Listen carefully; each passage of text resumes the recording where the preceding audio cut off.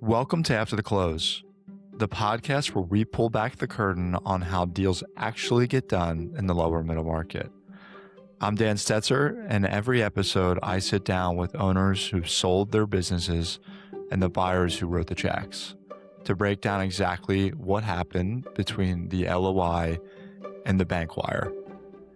We're talking deal structure, negotiation, the emotional roller coaster of letting go of something you've built, and all the hard lessons that only come after the ink is dry. If you're a business owner who is looking to understand how other business owners have sold their business, what lessons they've learned, and how they've positioned their most important asset, this is your show. Let's get into it.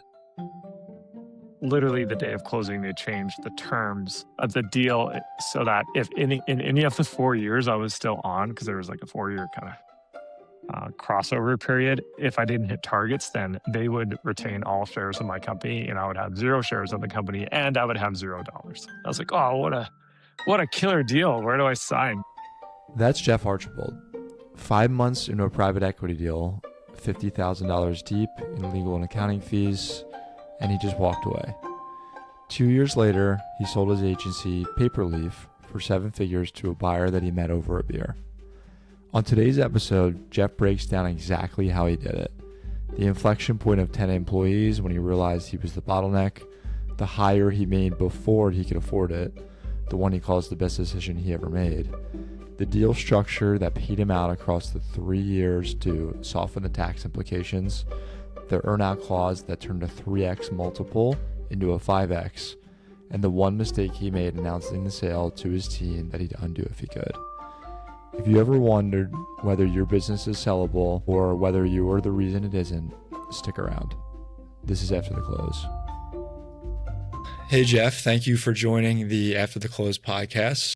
Just to sort of kick things off, let's hear a little bit about who Jeff Archibald is and then take us back to starting your business, Paperleaf, that ultimately you exited for 7 figures. Sounds good. Thanks for having me. Yeah, like I said, my name is Jeff. I'm 44 years old. I live in a nice little mountain town in British Columbia, Canada now, and that's kind of like where I ended up after I sold my company. So we got a couple dogs. They're both named Gus.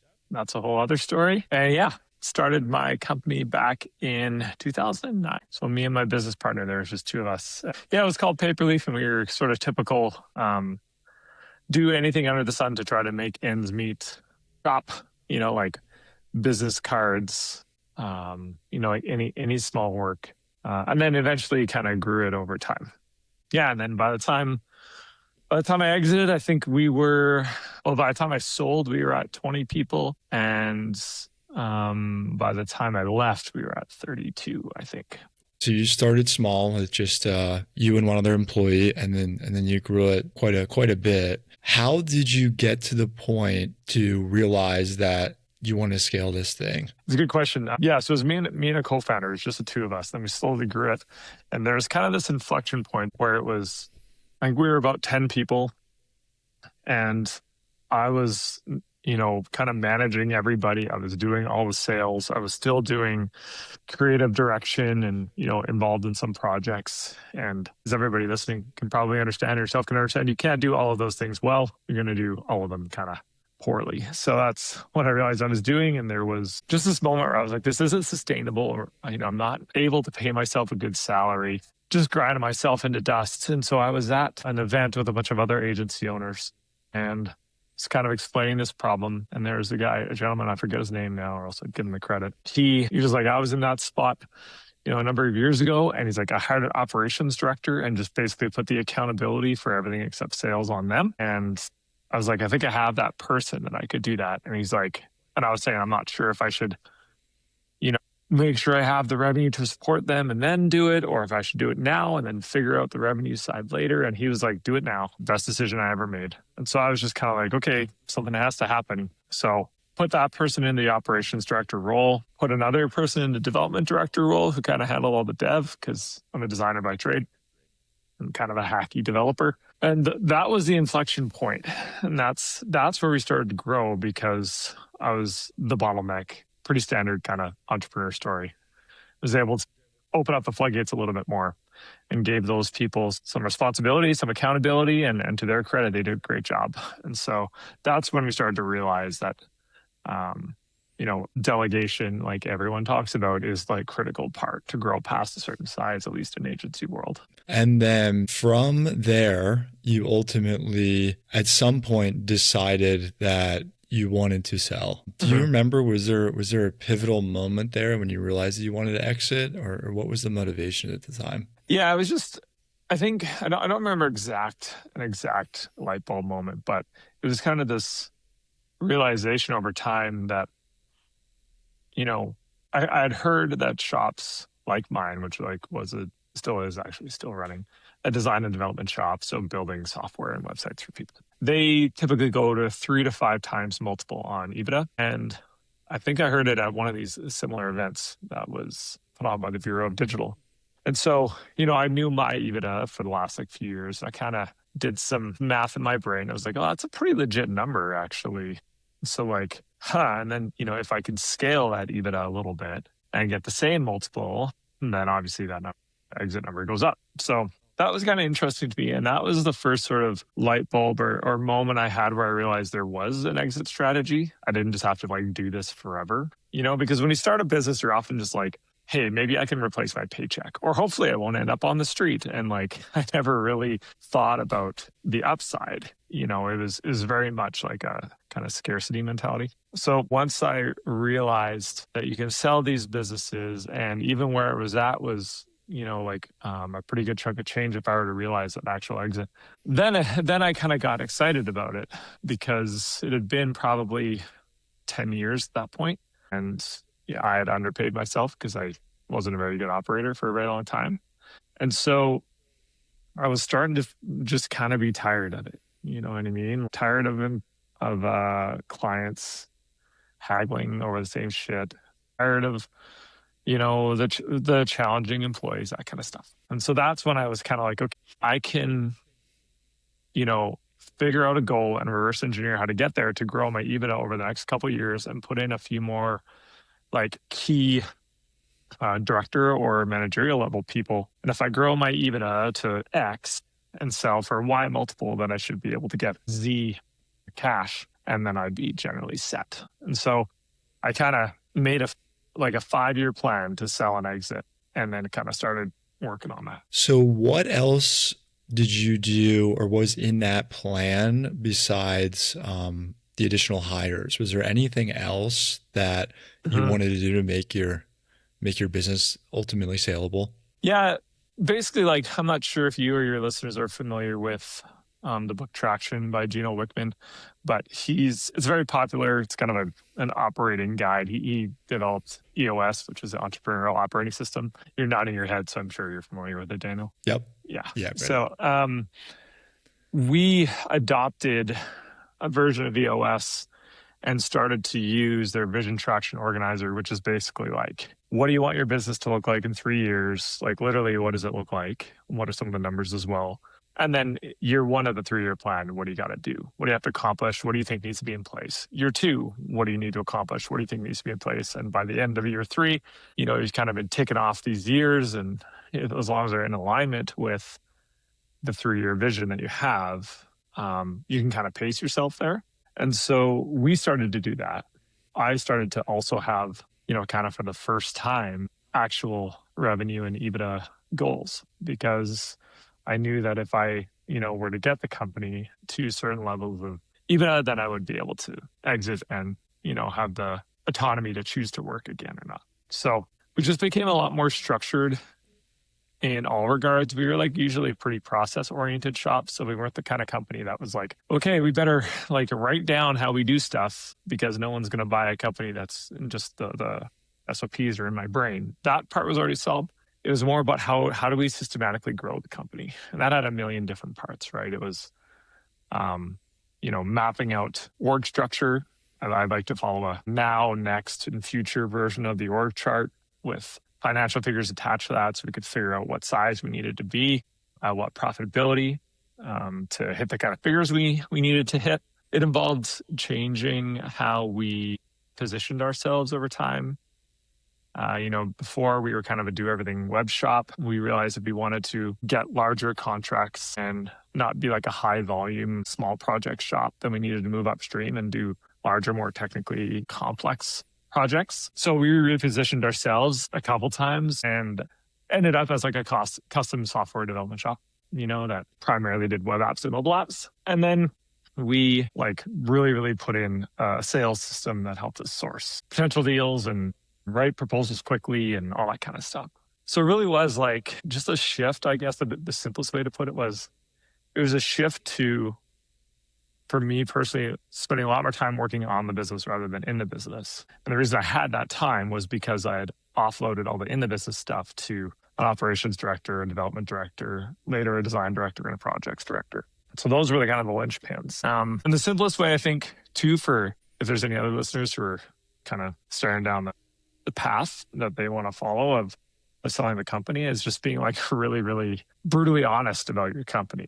And just like, if I were to buy my own company, what would it need to look like and what would need to be there? And so I just kind of figured that out and charged down that path, and it worked out. Awesome. Yeah, it sounds like you took yourself out of the business, which is exactly what buyers want, right? Buyers want a well-oiled cash flow machine that doesn't have the key man risk associated with it. So yeah, you really structured Maple Leaf as a tangible asset that could be sold and would be more attractive to a buyer. So kudos to you. I mean, that's a super smart approach. I appreciate it. Yeah. And the thing that was, I think, really alluring to me once I kind of figured out what you just articulated, is that I was like, well, I need to build this to be less reliant on me, or like, kind of work myself out of a job.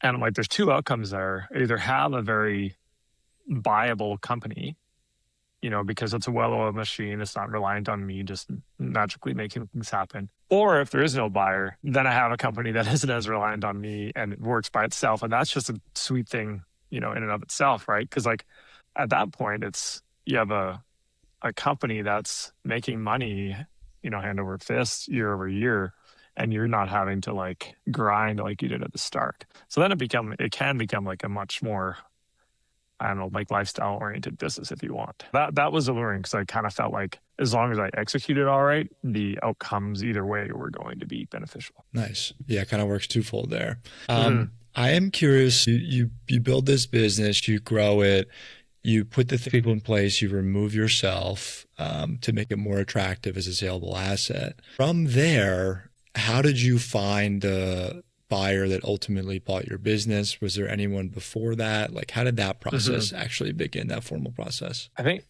I was pretty fortunate. I had two kind of acquisition opportunities, and they both sort of just landed on my desk. So I'll tell you that there was a failed one before the successful one. And so the failed one, so a guy had found me.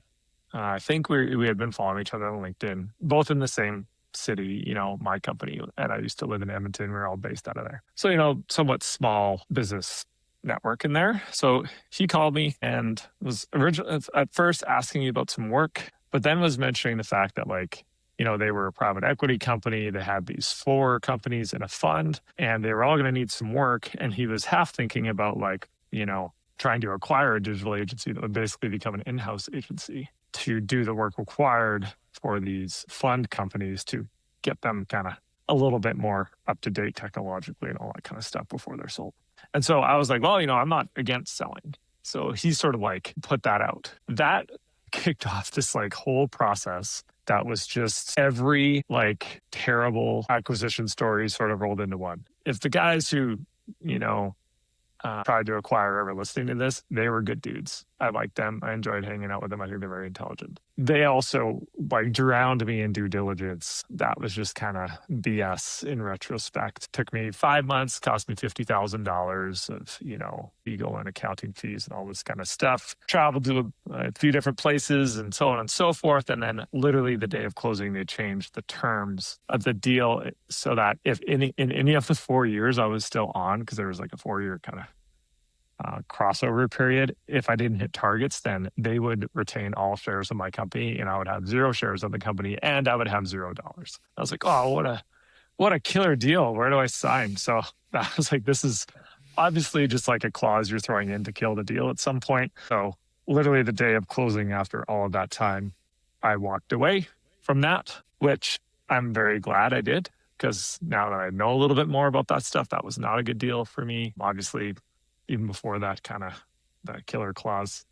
And it taught me a little bit about how the acquisition process can go. So that one came around, and then the actual one that came around. So we sold to a marketing firm called ZGM or ZGM, depending if you're a Canuck or not, out of Calgary, Alberta.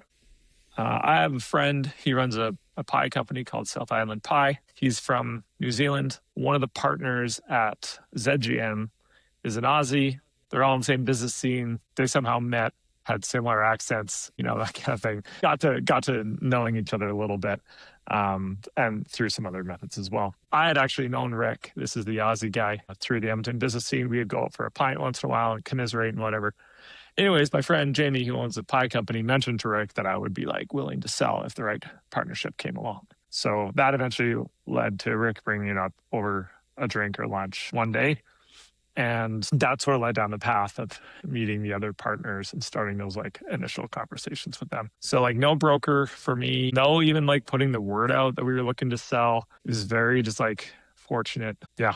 Just kind of happened, I guess. Great. And then how did you guys come together and decide on things that really matter, like the price and the terms of your business? Because as a business owner, I'm sure a lot of folks listening, they can attest to the fact that sometimes it's like your baby, and sometimes you might think your baby's a little bit cuter than it actually is sometimes. 100%. So I'm curious how you kind of thought about that evaluation. Yeah, that's a good question.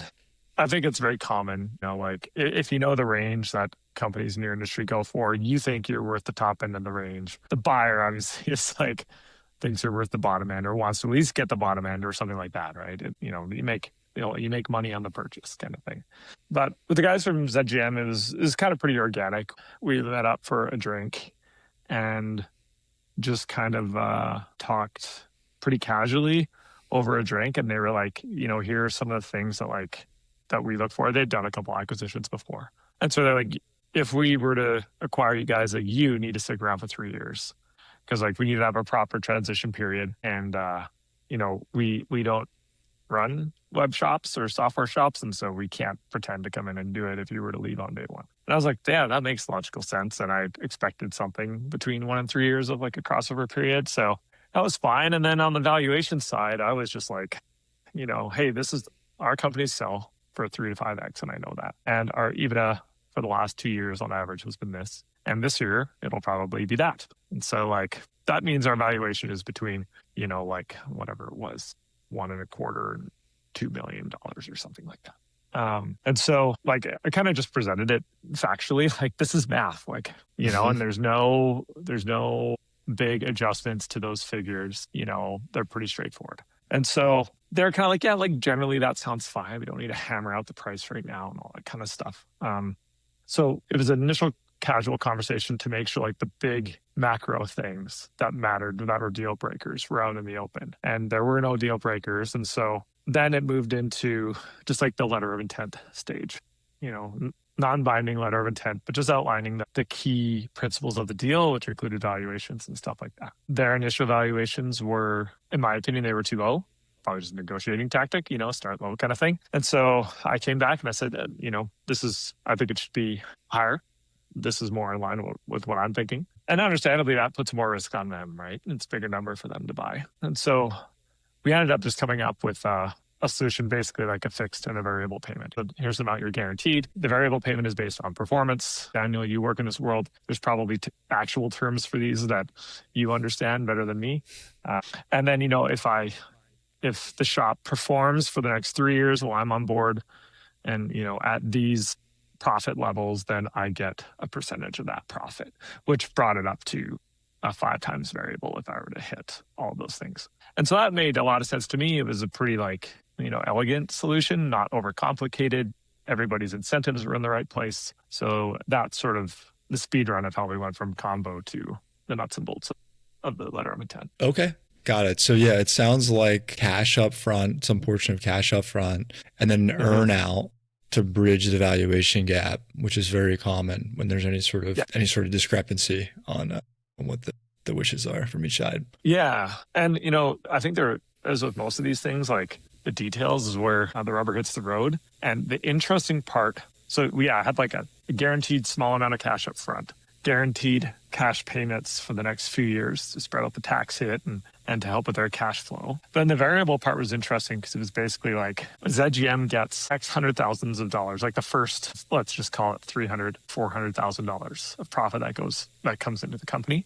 Anything over that, we split 50-50 up to a ceiling. So it was pretty smart, just in the sense that, like, they're guaranteeing that they're recouping some of their investment before anything else. And then also incentivizes me to like reach for the higher ends of those profit ranges that we would see year over year. So pretty straightforward way to do it. Like any good deal, the incentives were aligned for everybody and it was easily understood. So yeah, I thought that was cool.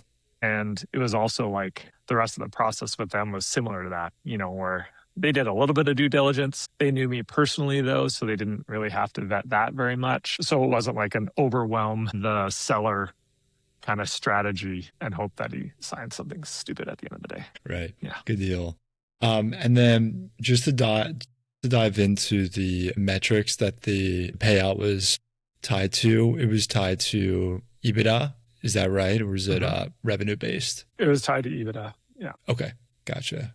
And like, there I don't remember all the details, but there were some bits and pieces in there about like, turnover and, like late in the game clawbacks. So if I like did really well for the first 2 years and then just like for whatever reason, turned coat and just like punted on the last year, then they could claw back a certain amount. Just like a few little clauses here and there that were, taking some risk off them, reasonable risk for me to take on because, it wasn't really realistic that it would happen, those little bits and pieces.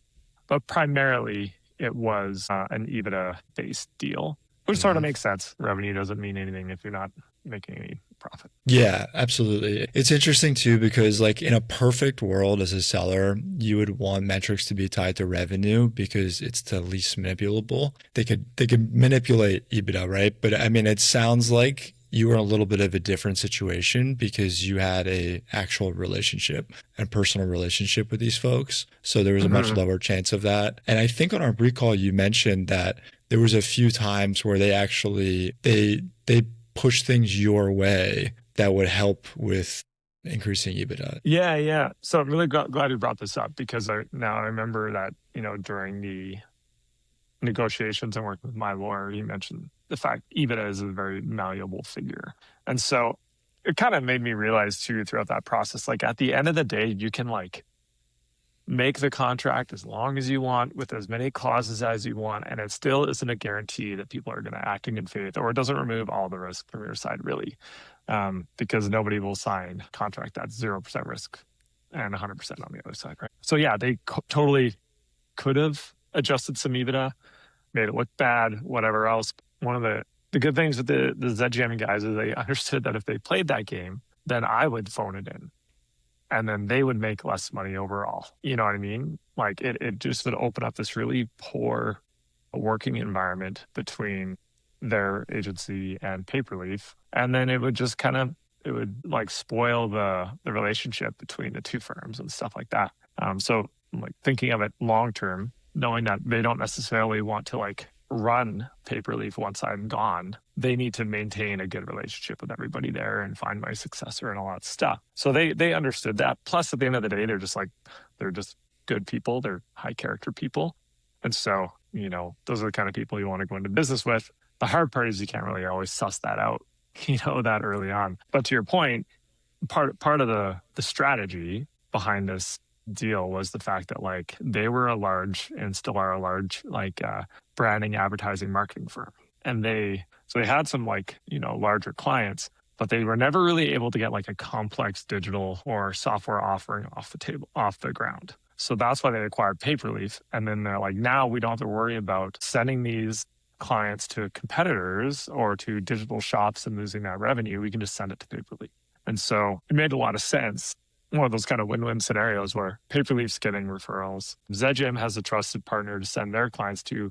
Their clients don't have to go work with some other totally like different ecosystem or whatever. So it's one of those deals that like in theory and on paper makes a lot of sense. So they would end up sending us work. But the cool part that illustrates the kind of character of the people behind the acquisition deal was that like they would do some work for free for startups, take some equity in the startup, and then, hopefully realize, like a win for one of those kind of deals over a period of time that was worth more than all the kind of contra work that they did. And so they would want us to do those things. And I would be like, well, it's not a super killer deal for me to do $100,000 of free work. Like I have zero incentive to do that just as an individual because of the way the deal is structured. And so they're like, okay, well, we will pay you properly for the work between the two agencies and all that kind of stuff. And so that was a really good move that, another one of those indications that the people you're in business with are the right people to do business with and makes you trust them and also makes you want to work hard for them as well, So, and for, the staff on my side, it's like, here's some cool projects that, we might not have got otherwise. And they're coming through ZGM. So we need to like really perform, and to the team's credit, they did. So you sign on the dotted line, you agree to everything. You technically roll up to ZGM. Were there any changes there? I know sometimes for the cliche headstrong entrepreneur, it can be difficult to hand over the keys to the castle. There were some. They were mostly background things, which is great. That it was like I was still doing payroll and benefits, and so like we switched our payroll software and our HRM to whatever they were using, and they had an HR person, and they would do all that. And so it was great because I didn't have to do anything. For the staff, it's just like a different link to check your pay stub.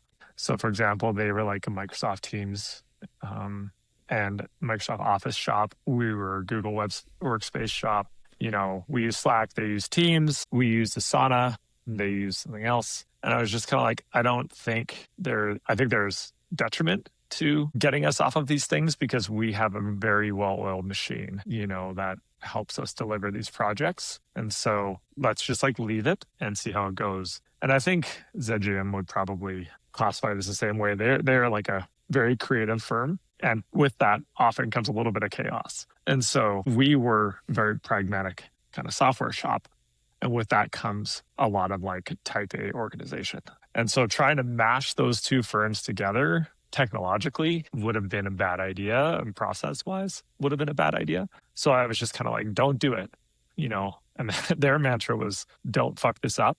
Paperleaf makes a lot of money, so let's just leave them and let them do their thing. And they did. So the changes were mostly just like back office kind of things that were nice to take off my plate, pretty easy to put on someone else's plate, and nothing really major to how the service or product was created and delivered. Yeah. And to your point, I mean, the Paperleaf was operating at a profitable level, which they knew, obviously, because they bought it. So for them to get their ROI, they wanted to continue that, I'm sure.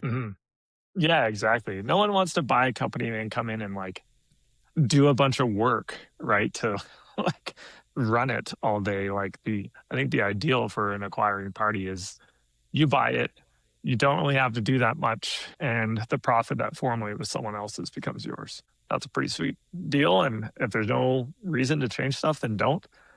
But I think like often people's egos get in the way, and that's why things start to change, I suppose. People want to feel like they're making a difference or improving it. And luckily that wasn't really a thing. Anything that you would have done differently looking in the rear view at this point? Nothing too major, honestly. The structure was good. People we sold to was good. Paperleaf is still running now, and they've grown a little bit, I think about 20% by personnel since I left. So things appear to be going well there, which is another big part of the deal, is that everyone can continue to have a good job and maintain their jobs and all that kind of stuff. That all went really well. I think the one thing I would have done differently, I think, was not go so far down the path with the private equity firm. That was a waste of time and money. I should have realized that a little bit earlier on. But once the first time you've done something, sometimes you don't know. And then the other thing I would have done differently is how I announced it to the staff. So basically the way we did this was it closed right at the end of calendar, I want to say 2020 or something. And, in the first couple of weeks of January, we have our annual meeting with the team. And that's where we say, like, here's all this strategy. Here's the data from the last year. Here are our goals for the next year. Here's the strategy to actually hit those goals, so on and so forth. And so it's kind of like you're just orienting everybody, or starting to gain that momentum to head into the new year with, and that's great. But then at the end, I was like, oh, and we also got acquired and blah blah blah, and talked through it a little bit. And I think I was trying to make it seem like less of a big deal. I was nervous to tell them about it. Obviously, employees are always nervous when something like that happens. And so basically, by me doing it that way, it kind of erased the whole hour and a half of previous strategy conversations from everyone's minds, because the only thing that really mattered to them, rightfully so, was the acquisition. And so that created a little bit more work for me. And so I would have done it obviously in two separate things. I would have had a very precise chunk of time to talk about acquisition, answer all those questions and blah, blah, blah. And then maybe once that's settled down, go into the strategy side of things, so that you're standard operating stuff.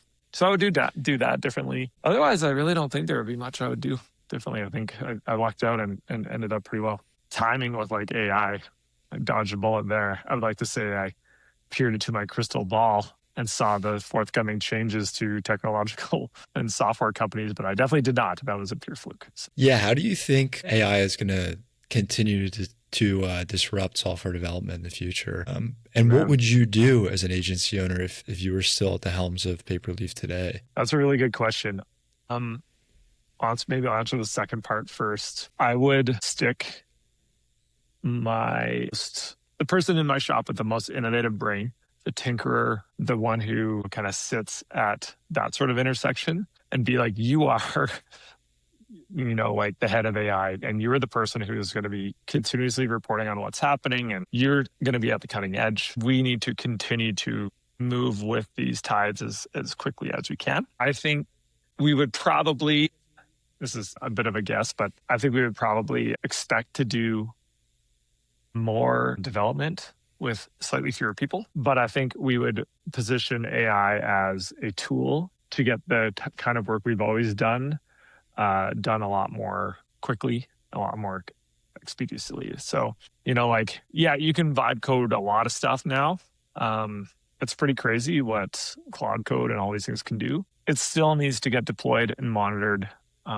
Still, the kind of work that Paperleaf did, it still only gets deployed to servers that are in very highly structured environments with IT professionals and all that kind of stuff. So at the end of the day, at this stage, it is still a tool, a big change to how software is built, but it is a tool to build software. So I think I would really, really be pushing that we need to adopt it as best we can and roll with it.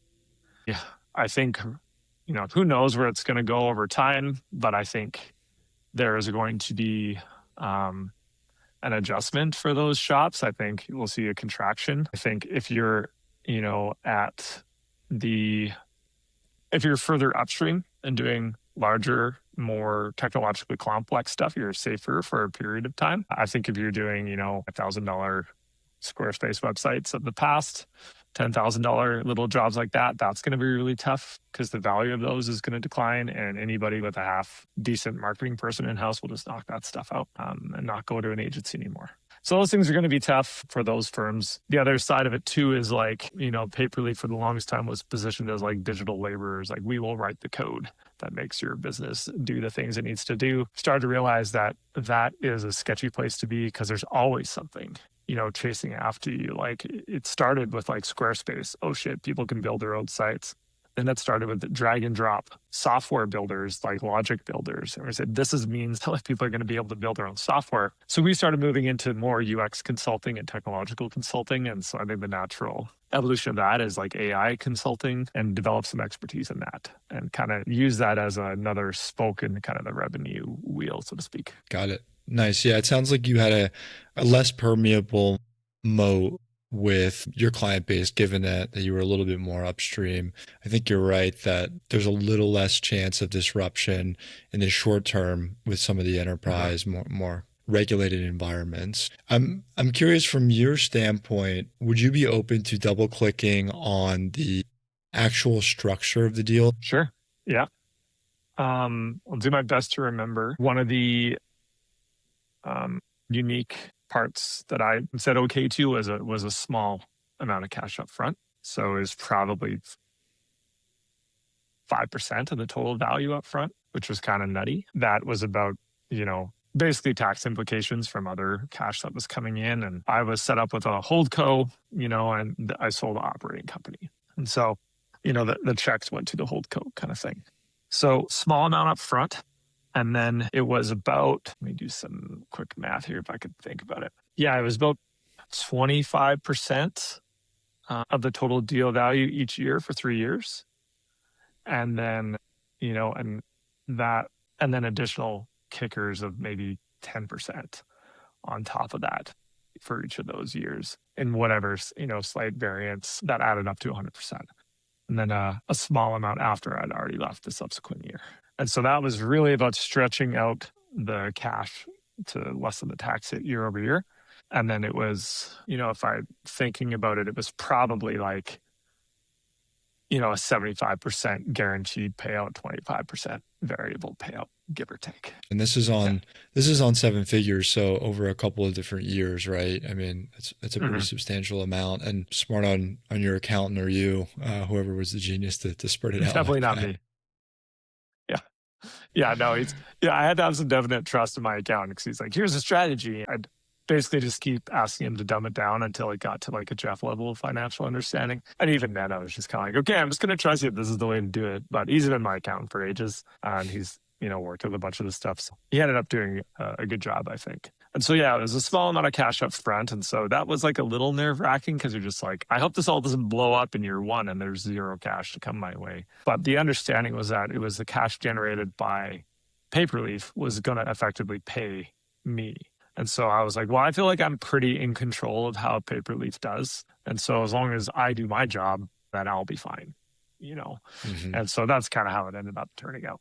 I don't know. Is that specific enough for you? Yeah, no, that's really helpful. Well, I mean, we're coming to a close here. A few more questions, and probably the number one question that I think the listeners would like to hear is, what sort of recommendation would you give to current business owners that are considering exiting their business today? It's a good plan. Good question, rather. I think the number one thing would be like to really, really try and be as hyper rational as you can and pick yourself up and put yourself in a buyer's shoes and be like, they're going to dole out X amount of dollars. Like if you were going to do that, what would you need to see? What would you be worried about happening? And then how can you basically deal with those worries now before the buyer even comes along? So like all of the, the operating procedures are in your brain, and you have one person who like is absolutely critical and has no contract or whatever, like those are all huge risk points. So like you would be worried about that, about, the hit by the bus kind of thing or the won the lottery thing. And so how can you control for it? I think that's just like a kind of a simple question that should lead to a bunch of changes or improvements or whatever. And also just being brutally honest with yourself or like what the business is like and what it's worth, and trying not to be that person that overvalues things, and also being okay with like needing to work yourself out of a job and understand that like you're not so special that you can't be replaced. In fact, like you should try and replace yourself first. So that would probably be like the biggest one, because if you operate with that in mind, like if I was a buyer, what kind of version of this business would I want to buy, then make that version. Sure. Yeah, I mean, to put it simply, buyers will pay less when there is more risk, right? There's a direct relationship, generally speaking, between risk and what they're willing to pay, and the inverse. I mean, if your business is a cash flow generating machine, then they're willing to pay more for that. I mean, there's other considerations, of course, but put it simply, it sounds like you did a really good job of getting yourself out of the business, delegating tasks, and ultimately building that cash flow machine that would be attractive to a buyer. 100%. And like one of the challenges we had, like we were a project-based company, right? Like people didn't just hire us for 12-month contracts that we re-signed every year, like often is the case if you're like a digital advertising or SEO company or whatever. People basically hired us and said, hey, let's build this big piece of software or a website or whatever for like 6 to 9 months. And then it's kind of done. And yeah, you can get some piddly money after the fact, or you can try to build up retainers or whatever. But the the nature of that business is it's very project based. And so that's scary for a buyer, because where do you find these projects? Are they coming out of your personal network? What happens when you're gone? All this sort of stuff. And so also I was tired of like riding that roller coaster. And so one of like kind of eating my own dog food here, one of the things that I figured I would have to do is figure out a way for sales to run kind of without me necessarily doing everything. And so proving that we had a process for finding the deals. We had data for how much we had to pitch in order to win the goal amount that we wanted. We knew how many proposals we needed to get in front of clients, and we knew where to find those clients and those deals. Showing all of that to the buyer, they're just like, oh, okay, there's like a system here. And it's not just like people who have known Jeff for 15 years picking up the phone and calling him. He's got people finding this stuff and people bidding on this stuff. And everyone knows how to, tackle all those little parts of the process. So that's a good example of here's an issue common to this industry and my style of business. What is the buyer going to be worried about? And how can I preempt that worry by building a process or system that when I show them it, they'll be like, oh, sweet, I don't need to worry about this anymore. Yeah, that's smart. In a perfect world, a buyer would love to see recurring revenue for most any business. But it sounds like the systems that you built, you could actually show that predictability of revenue in the future. I'm sure that 100%. Alleviated some risk and concern. Yeah, I think it did. And the big part is just I might go off on a tangent here, so I'll try and be concise. But it's good to have referrals. It means you're doing a good job. Everyone's proud to have referrals, but everyone is a little too proud to be a referral-based only business, because that just means you haven't developed any sales systems, and that means you have one channel for your leads to come in. And so whenever you have one channel, you have a single point of failure. And so just by showing that we weren't referral based, we actually actively deciding which channels to pursue and had methods for finding work from them, separated us from the large 80% of agencies out there who just kind of go organically until the referrals stop and then they freak out. Sure. Would you mind talking a little bit more about that? I mean, how was the customer concentration? Any 25% customers that took up a slice of the pie? Good question. No, there weren't. We had, I think the closest we got to kind of having that guerrilla client was 20%. We had quarterly reviews that looked at our client concentration. We also had some industry concentration reviews. So we checked these sorts of things. And, if anyone crept up close to that, we figured that we needed to diversify a little bit more for our own risk. More often our problem was we had too many clients and they were paying too little and we had too much volume. So every quarter we'd go through this process and we'd lop off the bottom few and say hey, our contracts will be done and we're not going to renew kind of thing. So we did a little bit of that. And then the golden kind of standard in the agency world is to be intersectionally positioned. We do custom WordPress websites for law firms, which is why you see a lot of that around. But the problem is you're in that industry. If that industry tanks, you're so screwed, right? Because you're not diversified across that industry. So we never really got to that point. We were diversified across multiple industries and we made concentrated efforts to diversify outside of our province, Alberta, so that we weren't having any provincial risk.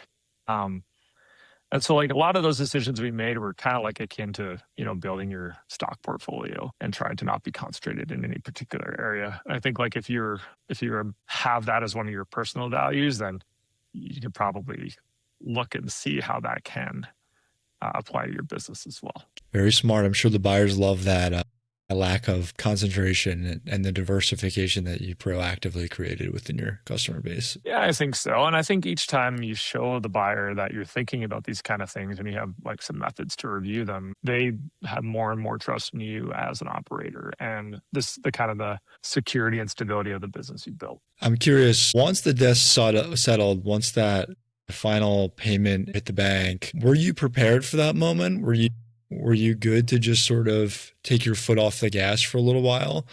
I'm curious of how you went through that process. Yeah, it's a good question because so many of these podcasts talk a lot about the business side and the nuts and bolts and the money and stuff like that. But there is this whole kind of psychological aspect to it and the kind of after the sale part. And so the short answer to your question is yes, I was fine with it and I was ready to roll. I had this is the luxury of having like a 3-year kind of like earnout or like crossover period or whatever you want to call it, is that you personally have a lot of time to prepare yourself like emotionally for the changes that are coming up. Mine was particularly like kind of burly because it wasn't just that I was selling the business. It's like I sold the business. I split up with like a longtime romantic partner and I moved to like a small town by myself with my dog all at once. And so it was like a whole lot of stuff happening. But I had a lot of time in that 3-year period to be like, okay, for the longest time, I've kind of identified as like the guy who owns Paperleaf or the guy who runs Paperleaf, and as an entrepreneur and as a tech person, all this kind of stuff. And because I knew I'd purchased a house and knew where I was going to be, and I knew I wasn't going to be doing that work, I could ask myself those questions of what's my identity going to be post entrepreneurship. And so I had a lot of time to think and journal and work about it and just kind of come to terms with it a little bit, which was a really beneficial thing. And I would encourage, regardless of whether or not you're selling a business or even own a business or anything like that, people to do that kind of work. Because just even like what we were just talking about, the diversification of your client list or your the industries you serve or whatever. I kind of think about that diversification of identity as something as well, because like if you get too wrapped up in your work or even just like as a dad or something, those things like change. Kids move out, you lose your job. And then if that's the sole thing you identify as, again, you have that single point of failure. Now, all of us are more than just like the work that we do. We are, like in my case, like mountain bikers and dog owners and trail runners and, whatever, consultants and all of these sorts of things, sons, brothers. And so these are all things that like I think are important to like solidify in our brains. So I did a lot of that sort of thinking and preparation coming up to my eventual like exit from the company. And there's definitely like a few moments over the subsequent months when I like all of a sudden didn't have any work, right? Would find myself being like having like a few hours in the afternoon and be like, I don't know what to do for myself here. Like this is a little strange, but you figure it out over time, and it's like anything else. You can prepare and be intentional. Yeah, that's really great advice. That's really great advice. Very cool. Well, Jeff, what are you up to today, and how can folks connect with you if they want to? Yeah, I'm mostly riding my bike or skiing if it's not bike season. I do like a very little bit of consulting with agencies, similar to Paperleaf. So, and I'll be totally honest, I was doing more like writing and a newsletter authoring, and I just kind of got really tired of it. So I have a website. It's jeffarchibald.ca, and there's some stuff on there. But like if you're running agencies, I think you might find some of the content helpful. So I'm doing some of that. But honestly, I'm just trying to not work as much. And I spent a lot of my time missing out on things outside of work, and now I'm trying to miss out on work as much as I can. Good for you. Well, Jeff, thanks for coming on today, and thanks for all the great advice, and hopefully some business owners that are thinking about exiting their business or just working in their business every single day find some wisdom from it. So I really appreciate it. I appreciate it, Dan. Thanks for the chat, and thanks for having me on. That is a wrap on this episode of After the Close. If you're a business owner thinking about your exit, or you just want to understand how deals actually get done in the lower middle market, you're in the right place. New episodes drop every week with real deal stories, perspectives from actual exiters, lessons from the trenches, and the stuff nobody tells you until it's too late. Head to aftertheclosepodcast.com to catch every episode. And if this one hit home, share it with an owner who needs to hear it. I'm Dan Stetzer. Thanks for listening, and I'll see you on the next one.